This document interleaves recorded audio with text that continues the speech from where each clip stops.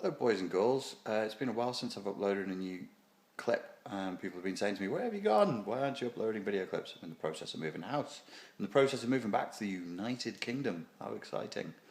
I'm going to do a few like this just on my iPhone, which I realise is a bit annoying. I'm going to try not to use the phone too much, move the phone too much, because whenever I watch people doing clips like this, it gets on my nerves because either they move the phone and then I feel like I'm going to have a fit while I'm watching it because my eyes are wiggling around all over the place, or they bang against the actual phone itself by mistake and then it crashes through your ears like I just did. I hope you didn't have headphones on. Soz. So today we're going to talk about covert narcissism. We're going to talk about this very, very briefly. The last video I did on covert narcissism was like 45 minutes long, and I touched on the key points of it very, very rapidly, and I tried to make that as quick as I could. In thinking about this and simplifying it, what do we mean when we're talking about covert narcissism? In essence, expand your sort of thinking of the word covert. Covert anything. Covert manipulation, covert bullying, covert operations, covert intelligence gathering. It means it's covered. It means it's under the surface.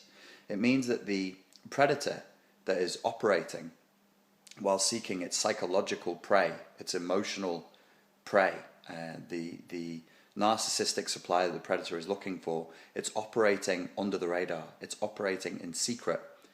I don't know why I said why like that. Why is this such a problem for the target? Well, because for the person who is being preyed upon, the person who is being abused in this narcissistic predatory context is never quite sure whether they are being preyed upon or not. I mentioned this in another video before, where in the early days of doing these sessions with people that focused more on narcissistic abuse, either in an interpersonal relationship or in a family relationship, we came up with she happened to live in a country of the former Soviet Union.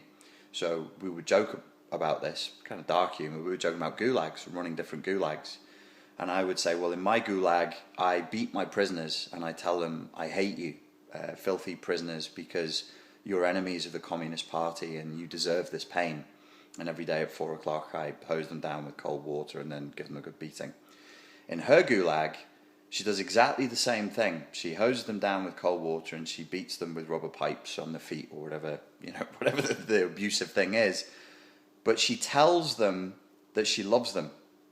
She tells them that though they're enemies of the Communist Party, they were mistaken, they were confused, and that she loves them and that she wants to accept them back in to the fold, into the warm heart of communist brotherhoodness. Now, you might think this is a silly example, but this actually did happen. The very term brainwashing that we use in English is an anglification and bastardization of a Chinese communist term that I think was either called, I think the word that they use in Chinese implies mind or heart washing, cleansing the heart, that because the word in Chinese will imply heart, mind and spirit, cleansing the heart of impurity, of impure thoughts against the Communist Party. Why is it so much crueler in the gulag, where they are told as they're being beaten that they're in the ministry of love, not in the ministry of torture, as in 1984? Why is that so much crueler? Because if you are allowed to call abuse, if you are allowed to say, yes, I am an anti-communist, beat me all you want, you filthy communist swine, I stand in opposition to you, then your spirit won't be broken. You will know who you are.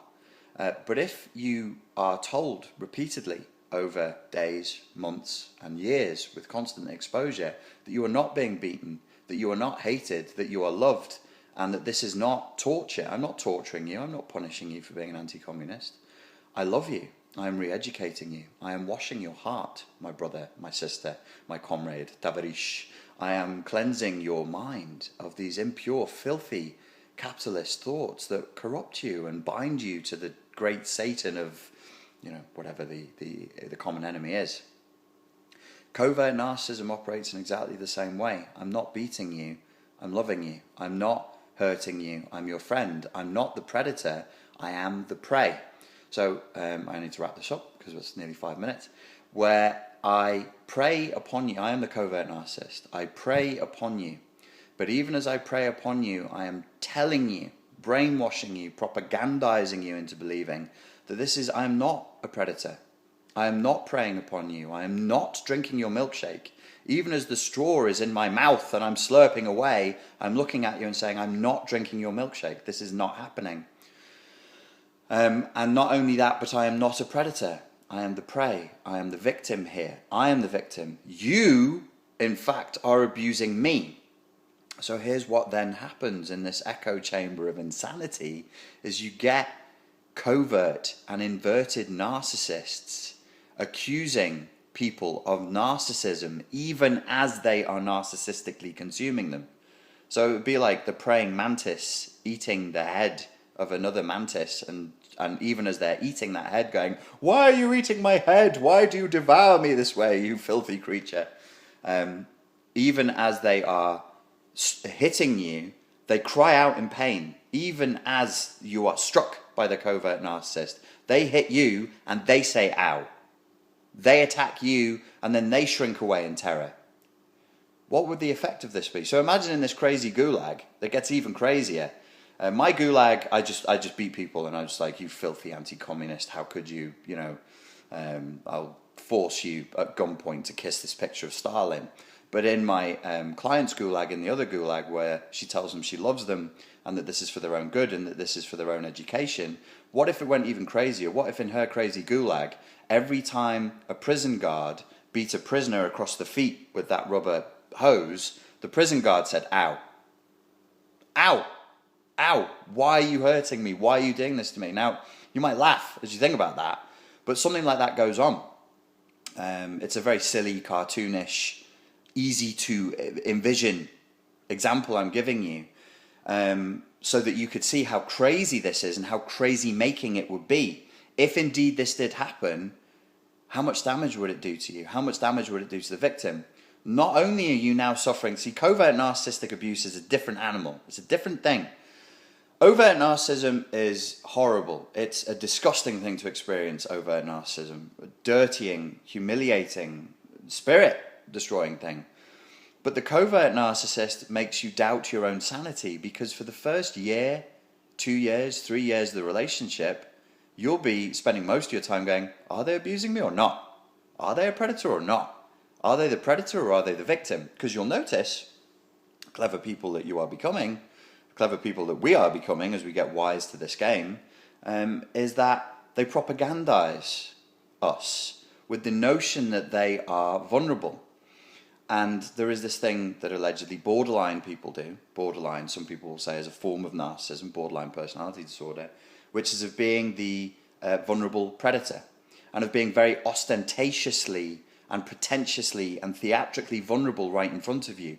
Look at how poor and vulnerable and small I am and delicate and fragile, nom, nom, nom, nom, nom, even as they're, devouring you from within and eviscerating you and eating your guts in front of your eyes. Which, I like using film analogies, brings me back to the idea of the Schmeagol Gollum split character, who is at times the innocent, big-eyed, he's kind of cute in a sort of hairless, toothless, grey-skinned, loincloth-wearing way, and then he switches, and when your guard is down, and you're that pleasant fat hobbit who's going, oh, maybe Schmeagol's not so bad, that's when Gollum comes out and drinks your milkshake and eats your liver while you're asleep.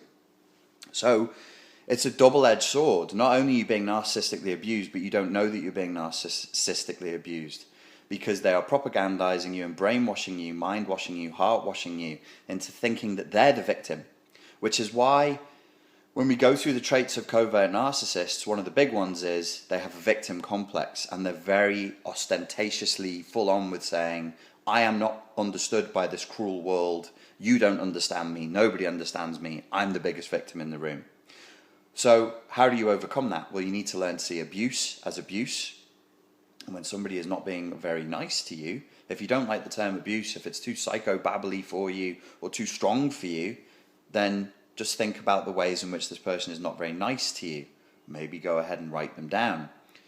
By giving you silly examples that are extreme and comic book and filmish inside of your head, it allows me to bring that which is invisible into the visible.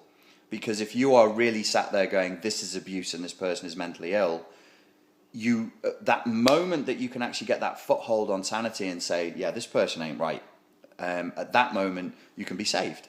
You can save yourself. You can break out of that prison and say, okay, there's something going on here that isn't right. It's not me, it's them. Okay, that's way more than I meant to do. Babbling on. Thank you very much for your time and your attention. I'll be moved into the new house soon, and then I'll do videos as normal, not on the shaky cam thing. If you've got any questions or comments, just post them in the comment section below, and I will talk to you again soon. Thank you.